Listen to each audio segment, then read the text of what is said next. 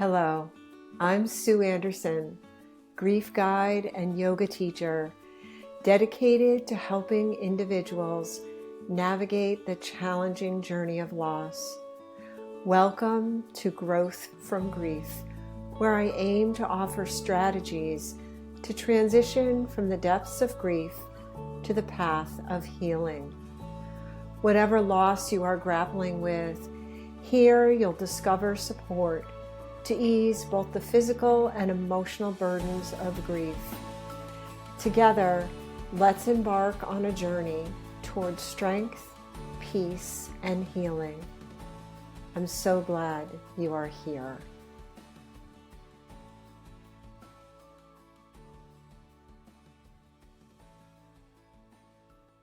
In today's episode of Growth from Grief, I speak with Jenny Brandemule. Jenny is the author of Forever Fly Free. It's her story of love, trauma, and resilience. When her husband survived a fiery plane crash with burns over 80% of his body, Jenny became his caregiver and medical advocate. This is her story of resilience, of love, of the energy of love, of the healing power of community. It's also the story of rebuilding your life, rebuilding your identity after loss, and having the courage to dream again. Jenny and I have a heartfelt conversation, and she has some really good advice for those who are experiencing loss, whether it's from a tragic event or some other form of loss. How to keep hope, how to anchor yourself in purpose, and finding joy in the midst of pain. Without further ado, let's move to my conversation with Jenny. Hi, everyone. Welcome to this episode of Growth from Grief. So pleased to have with me the author, Jenny Brandemule, who wrote the book Forever Fly Free. And it's her story of love, trauma, and resilience. Welcome, Jenny. Thank you so much. I am so excited to be here, Sue. Jenny, when I finished this book, I came away with this just strong sense of love. Mhm. That's what that's what filled me after reading this book. Yeah. And I'm wondering if you can talk about your relationship with your husband, Mark, and then a little bit about your, this time with his accident, the plane crash, and kind of the love that you felt from even perfect strangers during that time. Yeah. Yeah. So, Mark was my soulmate. He was the love of my life. We had been married 30 plus years. We met in the first job out of college. And it was a wonderful relation. I mean, we had our ups and downs like any married couple, right? The first 10 years learning to Sure. fight and have conflict. And yeah, but I think we settled into just a very easy relationship. I think one of the things that was a hallmark of our marriage and relationship was a real love of life, really living life to the fullest and doing everything we wanted to do, right? We didn't hold back. We both lost parents on the early side. So I was 23 when my father died suddenly of a stroke, and he was the parent I was closest to. And I remembered walking away from the funeral and thinking to myself, boy, if I don't love and like the life I have right now, I got to go change it. Go get the life you want. And so after he died, I broke up with my boyfriend. It was not going well between us. I felt suffocated and I start looking for another job. I was living on Long Island. I wasn't a suburban type person. I grew up in big cities and I start looking for a job in Manhattan. And then I met Mark. And he said to me, Mike, I think you have a different energy. You know, we'd known each other at work, but he didn't really notice me till the day I got back from my bereavement leave. Mm. And he proposed after 4 months of dating. I didn't trust my intuition at the time. I made him wait 5 months to say yes. And so, that's one of the things I want to talk about later is learning to trust your inner knowing and intuition. Yeah, Because after he died, I said, I'm not going to make the same mistake again when I started thinking about dating again. sure. But back to your question about our relationship, it was really special in that way. I think we really love life. We love the outdoors. We were both skiers, and we discovered a lot together, in Mm. terms of career and life and family. And we were about to retire when Right. this accident happened. And so I think because we had this foundation of deep love for each other and a real bond, I think that really influenced my experience after his accident and spending Hmm. 5 months at the Arizona Burn Center. Right. For listeners who haven't read the book, it's coming out November 4th. He suffered third degree burns on 80% of his body and was in a medically induced coma, but had the presence of mind to call me to tell me he loved me in ER before they put him under. Which is amazing. Yes. I had goosebumps when I read that. Yeah, I'm amazed myself to this day that he was able to call me. And during that time, I really discovered that the power of hope and love can carry us through so much. And, one of the stories I tell in the book is that there was a young nurse in her 20s who was so inspired by the love she saw between Mark and I Yeah. that she told me she decided to raise the bar for who she would want to date. And the beautiful part of the story was after Mark died, she got in touch and let me know that she had started dating a nurse who took care of Mark the day he died, Oh, and that wow. they were now engaged. Mm. And she said, and so there's sort of an interesting cycle there of, here Mark died and we loved each other, and Right. through death came birth of a new love between two other people and Right. so I actually now believe that love is an energy, not just an emotion, Hmm. and that it can have a ripple effect. And the same thing happened with the nurses. The nurses and they became my second family. The amount of love and support I felt from them. And I think it was a two-way street. I really took the time to care about them as people, like what were their hopes and dreams in life, Sure. and vice versa, right? So, Yeah. so I think the relationship with the nurses were important. The other thing I wanted to mention was because I was away from home, I live in Northern California and this accident happened in Phoenix. I didn't Right. really have much of a local community. We had a few family friends, but not many. And so I felt compelled to provide medical updates on one of those online caregiver communities. And what started out as merely posting medical updates became me pouring my heart out in terms of Mm. everything Mark and I were going through, the good, the bad, and the ugly, and all the emotions that I was feeling. And by the way, Sue, I was a very private person before this. My dad grew up in a military family. I came from a role model. He was my role model, he was very physically affectionate, but he was also very stoic and strong. Yeah. And that's the model I grew up with, and I was a leader in all my jobs. And so I'd be calm Right. and in control on the outside, but very intense on the inside, right? And so it surprised me that I start pouring my heart out in these posts. And what I discovered and learned through that was tremendous.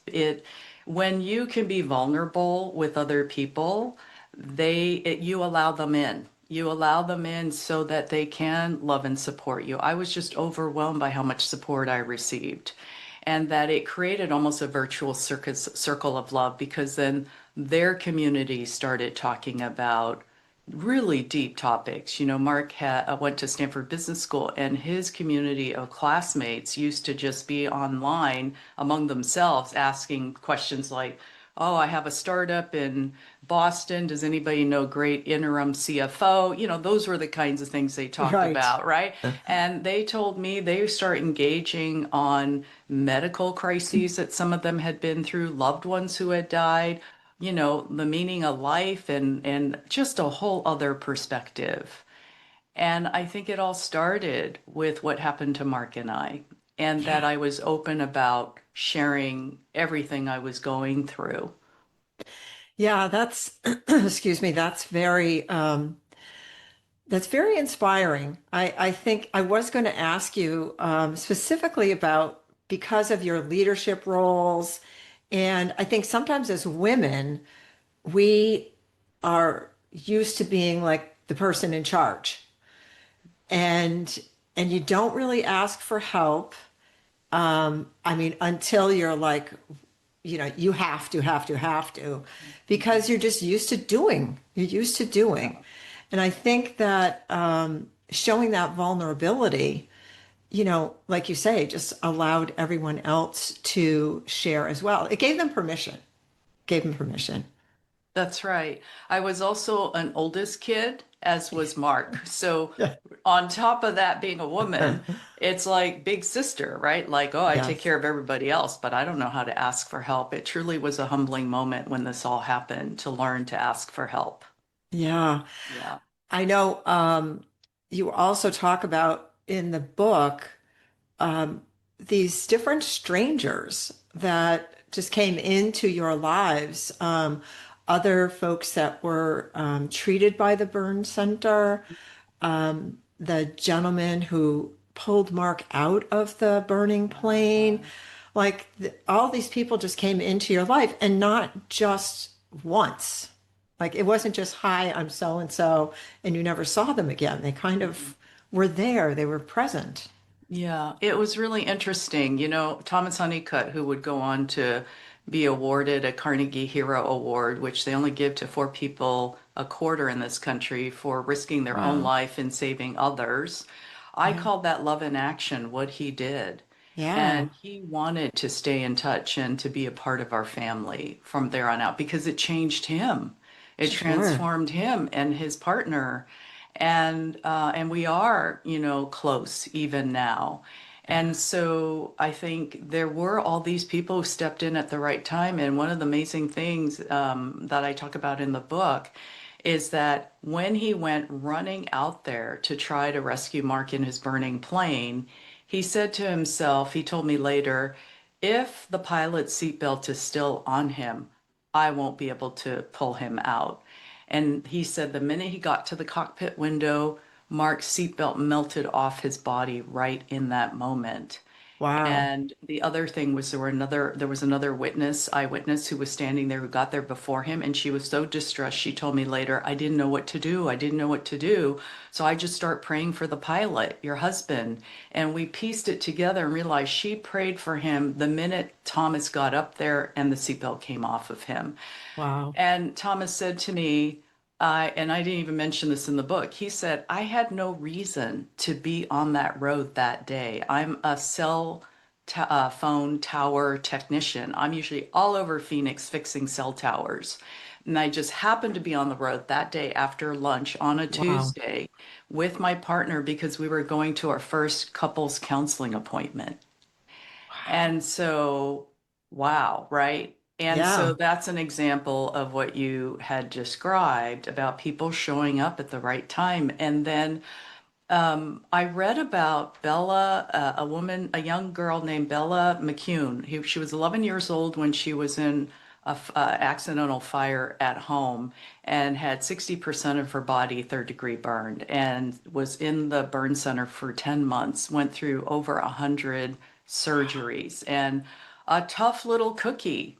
I mean, she was so inspiring, and our family and our friends said, it also spoke very highly of the head of the burn center who had this Yeah. just really special relationship with Bella.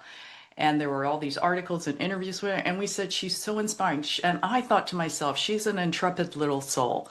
If this 11-year-old can survive and thrive again, then surely Mark Mhm. has a chance because he's a fighter, right? And he loves Yeah. life and he has so much reason to live. And then what do you know? One day I'm at the burn center and little Bella shows up with her mom. She's now a year out of the burn center, hopping Mm, and skipping and saying to her mom's asking her, well, you're going back to school for the first time. What kind of extracurriculars do you want to do? And Bella says, I want to play flag football. She's jumping on one foot, hopping, running down the hall. It was just amazing to meet her, yeah, right? And again, another truly inspirational person, burn survivor, that right. gave me hope, and I think that's the other powerful force I discovered is the power of hope that, Mm, the doctors modeled that when Mark was had a near fatal fungal infection. They said, call everybody in, call the whole family in. He might not make it to the weekend. We don't know. And they said there are three scenarios. Either he takes a turn for the better, which we hope for. The second is it spreads to his internal organs and he dies immediately, or the infection's on his arms, it spreads and we have to amputate his arms. All bad news, right? right. But they never said never and they never said always. The entire 5 months I was at the Mm, burn center with Mark. And I look back now and I think of the miracle of how Mark was rescued. He would have died otherwise out there, the way right. the doctors talked about everything. And so today, when I think about what I define as hope, it is not expectation, but a belief in possibilities. Right. Yeah, I love that definition. Yeah, Yeah. yeah. Um, Going back to that time that, this was a traumatic experience, obviously traumatic for Mark, but traumatic for you as Mhm. well. And you're navigating this new normal while you're having to navigate all the normal things that happen in our everyday life. For example, you mentioned about you were both going to planning on retiring. I think it was like the next year, and you were going to buy a retirement place. And so there was so much navigation that you had to do on your own, just with these sort of, again, just everyday normal things. How did that work out for you? I mean, how did you work that out? I guess that's a better way to put it. Mm-hmm. Do Yeah. you, do you mean when I was at the burn center with Mark? Yeah, Yes. during that time Yes. when he was disabled pretty much. It was Right. hard. It was hard because I lost the partner that I talked to all the time. I realized with him in the coma, I'd never gone more than a week without having a conversation with him on the phone or in person. And so that was a hard time. There were some things I just had to put on hold. I took a leave from work and I rented an Airbnb in Phoenix so I could be by his side every day in ICU. I consulted friends. I did have some really good friends and family I could talk to. For example, I had to pull the plug on the house we were in escrow for. And it Hmm. was that brief moment of panic about what do I do? Because now it forces me to face the reality of is he going to make it or not? Right. And I had wise counsel from a good friend who said, you know what, Jenny, let it go because you can always find another house, right? You can always find another house. And there's just too much uncertainty right now. And I did try to establish a routine for myself. I was always aware that you got to put your oxygen mask before you try to help others. I know Right. so many caregivers just feel guilty about what their loved ones are suffering through, and they don't take care of themselves and neglect themselves. It just so happened with burn survivors, they spend every morning 2 to 3 hours doing a massive dressing change because they have to stay sterile or they're Hmm. susceptible to infection. And so I couldn't get into the ICU until noontime every day. And so every morning I had a routine where I could go work out at the local gym in my complex, drink, eat a good breakfast because I knew I'd have a long day. And I always did some meditation or had some quiet time and journaling. And I paid bills and I did all those things, the day-to-day stuff that had to get done. But at least I didn't have the job to go to because I did take a leave during that time. That was helpful. Yeah, I bet. And sometimes even just those paying the bills and just those normal activities help you feel a little bit normal Right. in this time that is not normal, or Hmm. is the new normal, I guess. Hmm. Yeah. Yeah. I think having a routine. And, one thing I did later in that time and also after Mark died that helped me is Nancy Rhines wrote a book called, I forget what it was called, but anyway, she died and came back. She was in a car accident Hmm. bicycling in Boulder. And she had a great set of journaling prompts that I started to use back to the point of sometimes you need a little structure, right? And so the journaling prompts were, what are three things that I feel grateful for today? And it could be really simple, right? I got a good Hmm. night's sleep. In grief, it could be, I got up this morning. It could be that Right. simple. Yeah, yeah. Second is what went well today, and not the big things. Again, it could be, I drove to the burn center and there was no traffic today. That's a good day, right? That went Right. well. A third was, how did I make a difference today? Hmm. Small things, someone was having a really bad, the receptionist was having a bad day and it got a smile out of him, cracked a joke. And the fourth question is, what can I do better? I obviously didn't answer that question when I was at the burn center, but I think the gratitude question was important because it helps you focus on what you have control over and what went well too. Not again, when you realize that it can be as small as I got up this morning Right. and got out of bed. Yeah. And you talked about love as an energy, right? And I Hmm. think surrounding yourself with people that have that positive energy Hmm. is also really important for your own healing. I mean, I Right. know it was important for Mark, and you talk about playing his favorite music, and of Mhm. course, your sons visited, and different relatives or friends were able to come and just have that conversation with him while he was in the coma. But I think having positive energy around you is so important because it's so easy to get dragged down. Yeah. Yeah, I completely agree. That's such a great point, Sue. I felt that it was really important to be around inspiring people, or at Mm, least people who could be positive, right? And I think one of the things I've talked about is even thinking about creating your own resilience before a crisis hits, one of the things you can do is to be around positive energy and mm, inspiring energy.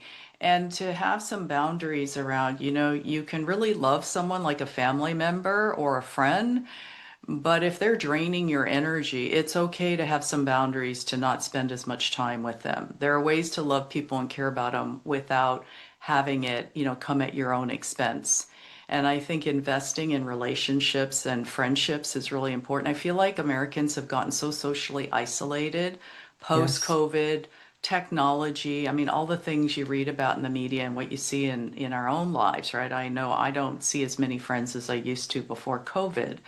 And yet, at the same time, you can't walk this journey alone. Either what I went through during the burn center and also in grief after I lost Mark, that we are built to need people and to need human connection. And so, a good story related to that was, I didn't even make it in the book. How do you contain? How do you, contain your whole life in a book, right? But when I got done with the burn center, I had a dear friend I was talking to, and I said, I am so grateful that I had so many of my friends and family show up for me because I've known people who didn't Right. experience that, Yeah. especially in my spouse and partner grief support group. And she said to me, Jenny, you were a good friend first. And I Yeah. was so struck by that because one of the nurses at the burn center had also told me, you have great support. I said, I do. Don't other people? And she said, no, we had a patient here a year ago. Nobody showed up to visit him. Wow. No Wow. family, no friends. And I was floored. Yeah. But that to the point I'm making, right? That Yeah. and it doesn't have to be hard. It doesn't have to be something you think that much about. It's just calling a friend to go for a walk on the weekend, Right. calling a friend to have coffee, and just having a rhythm where you don't neglect those relationships. Right. And, the other thing I think that seems like it was really important for you during this time that Mark was in the burn center was you talked about the sort of the normal routine that you had, but in terms of emotionally, being able to release some of this emotion, because I imagine that there was Mhm. so much swirling through your head. There was anticipatory, you were maybe anticipatory grief or, just a lot of worrying. Was the exercise and the writing.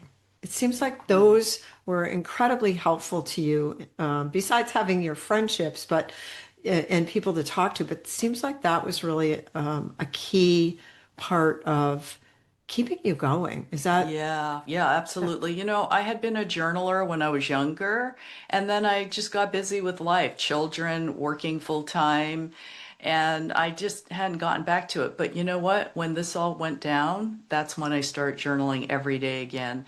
And Mm, my metaphor or analogy is that what felt really good about journaling was every fresh page every day was a new day, mm, right? I could leave behind what happened tomorrow and just focus on the now. And so, one of the things I did learn at the Burn Center, and it carries me forward even today, is I really focus on living in the moment now. I don't, as Eckhart Tolle says, I don't dwell on the past. I don't overthink the future. I used to mm. be someone who overthought the future. I was very type A.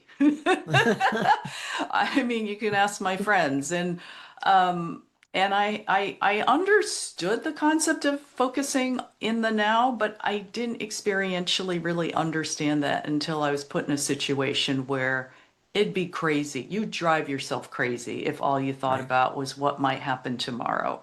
Right. And the journaling was a big part of that. I could just focus and take each day for what was happening now, and it helped me a lot. I mean, my little journal book was my constant companion every Yeah. day. Yeah. Yeah. I can understand that. And certainly, people like Thich Nhat Hanh talking about the breath and staying focused in the present moment. It Hmm. sounds very simple. It does take practice, Yeah. but once you do that, you Hmm. are able to be anchored and even if it's for a moment or two, to get out of that, past future kind of thing and just allow yourself the the present, that the possibility of just, that relaxation and that Hmm. calmness. Yeah. I had to learn to meditate. I tell this story in the book. I didn't really learn to fully do it until Mark died. And I had read this Oprah article about, well, try starting with 1 minute in January, and every successive month add another minute so that by December you're meditating 12 minutes a day. Because I had a monkey mind and I had tried meditating Sure. before and really struggled with it. And I thought, well, maybe I should do guided meditation, but I really should try to do this myself. And it was during that grief time, and honestly, because it was COVID, I couldn't run away. I couldn't distract Right. myself. And I remembered one snowy day up in Lake Tahoe, since I'm a skier. It was snowing. It was so beautiful out, and it was the day I decided I was going to try to meditate. And it was a really magical experience. I learned to do some breath work, but honestly, Sue, I didn't actually learn the value of breathing until more recently, because Mm, there were really four stages to my grief journey, and they weren't linear. They overlapped, two steps forward, one step back. The of first stage course. was, of course, shock, right? The first year was just utter, complete shock when you lose a loved one to a traumatic injury. He wasn't sick, there was no notice, he was healthy, and then he died. And so that's there's nothing, you just got to get through that time, right? And then it became, who am I without Mark? A dear Yeah. friend of mine, Dr. Connie Mariano, she's the White House doctor. She lost her husband the same year I did. Oh, And she wow. said, to an aviation disaster, Oh my gosh. accident as Wow. well, like 2 weeks after Mark had his accident. And we met much later, like Mm, last year. And she says, how do you go from we to me? who am I without Yeah. my partner of 30 years, right? And so I spent time figuring that out. And then after that, I realized I actually had a lot of personal growth to do. It triggered a lot of growth, because my dad was my role model, and I realized that my mother was more emotionally unstable. And so there were times when I think I rejected her. I look Mhm. back now and I followed the male model. And so I had to heal through coming back into a better balance of what I would call the masculine and feminine energies, Mm. and to then begin to trust my intuition, right? As opposed to all that left brain, rational decision making, which I had been trained to do and reinforced for in all my jobs in corporate jobs, right? Sure. And so anyway, but going through all of that, I think the breath work came later because I discovered my nervous system was stuck in fight or flight.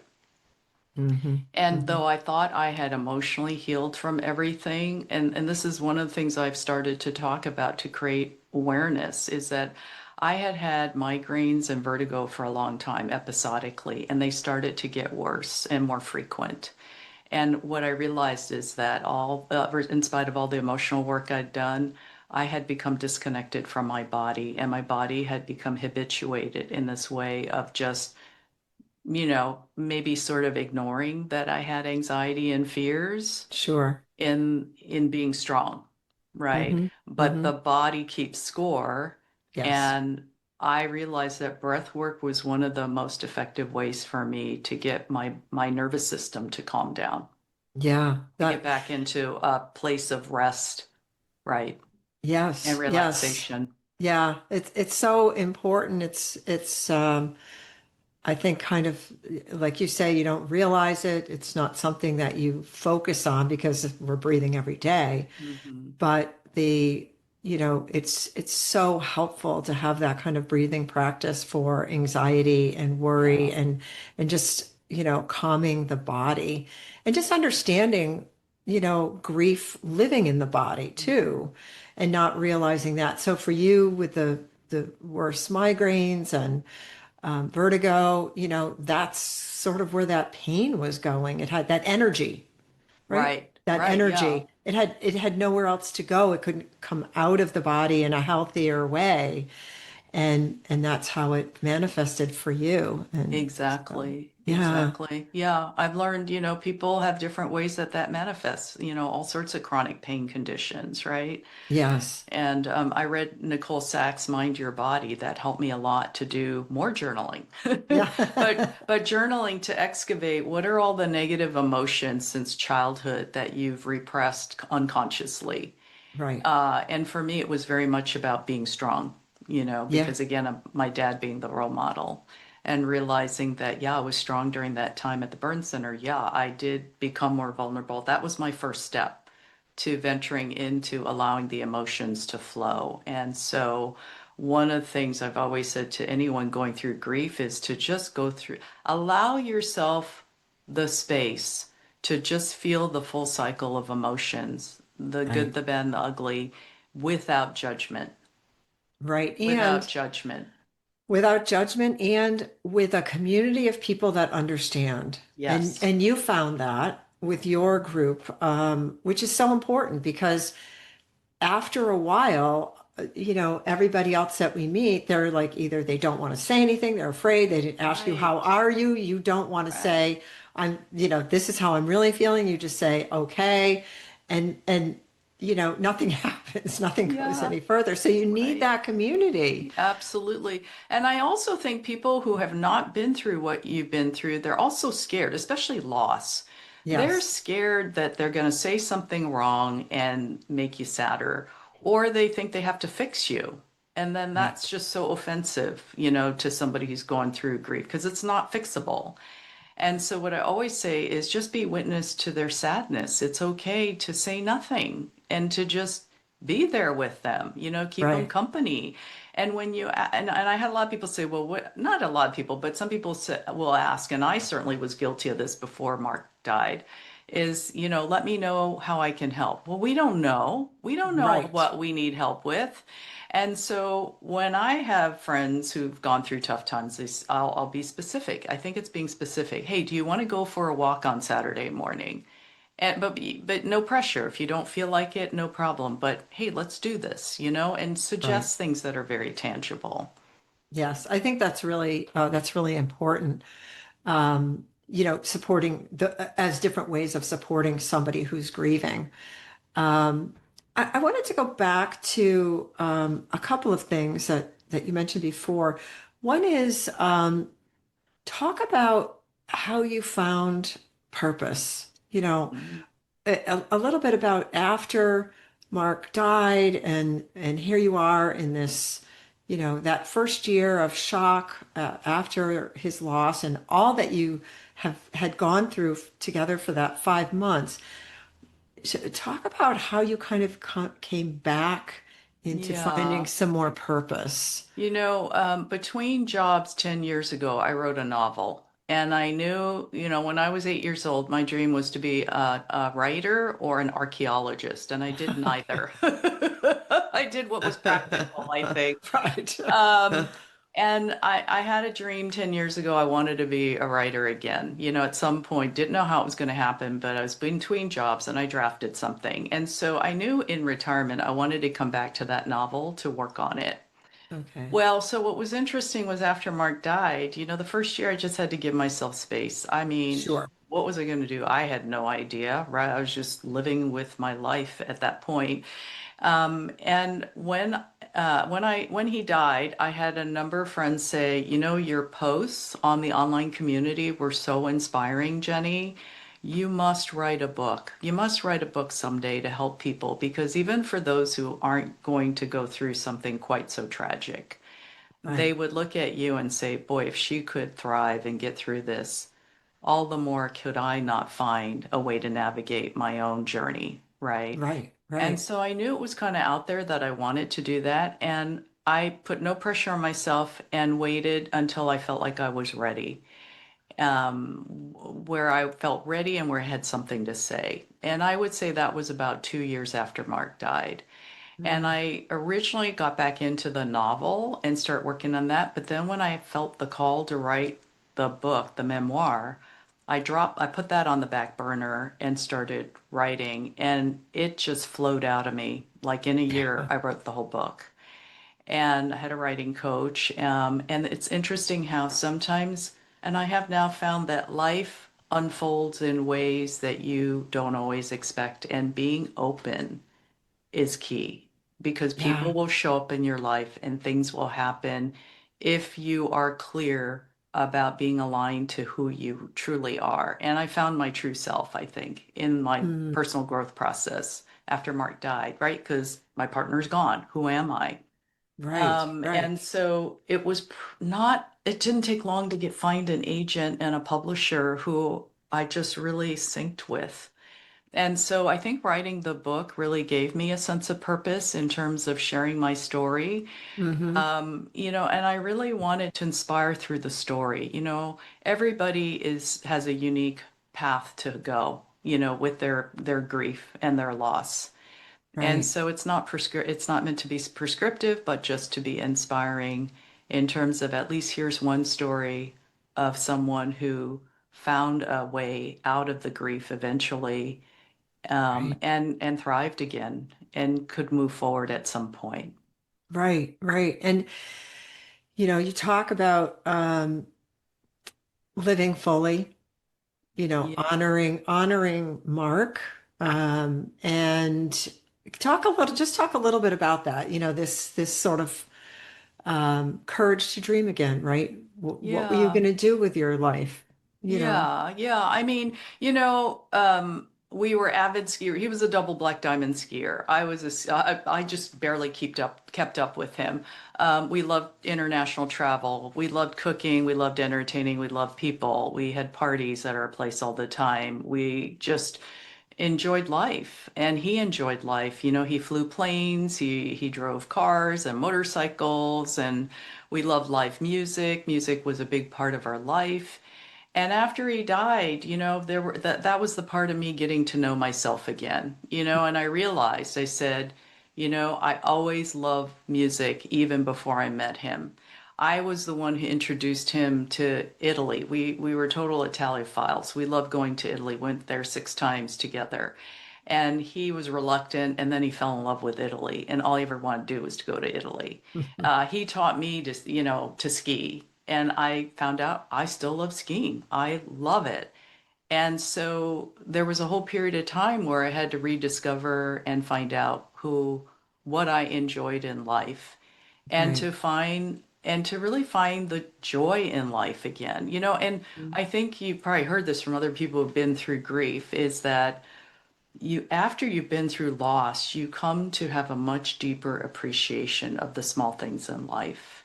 Yes. And that I never understood until Mark died how sadness, sorrow, and beauty and love could coexist all in the same moment. Like, it seems like a paradox.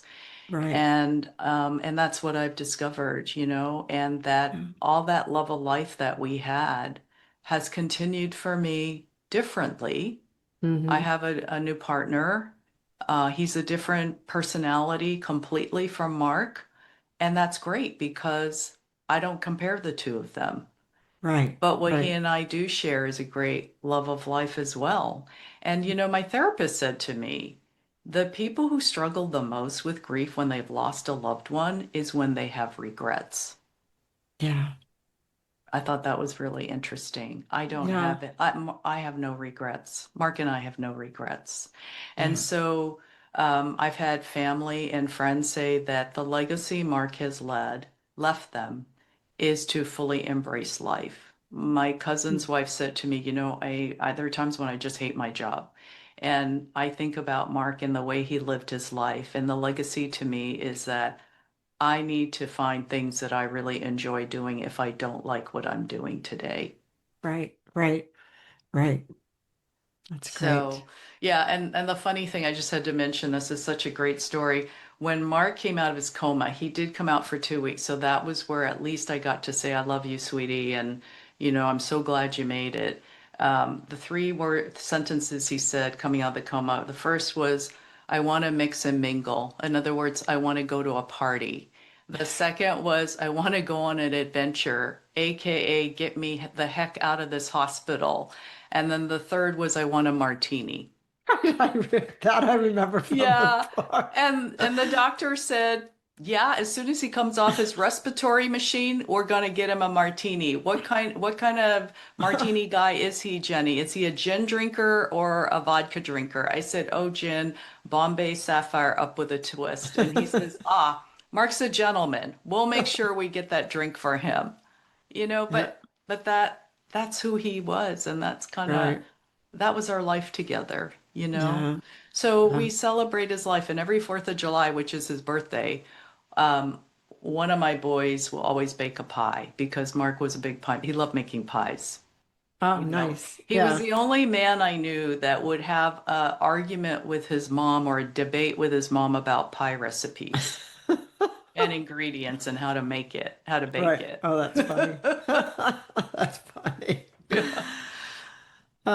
Jenny, is there anything that you would like to leave for our listeners? Any other words of wisdom in your Yeah, I mean, experience? I think I've said a lot that I would really offer as wisdom and advice. And I think the final thing is to be kind to yourself. I think as Mhm. women, like you said, we're just always in the thick of doing things for other people and Right. getting life organized. And I do think that it's well worth the time to kind of step back from your life on a regular basis to just have compassion for yourself. And Yeah. I think women judge themselves a lot. I certainly did.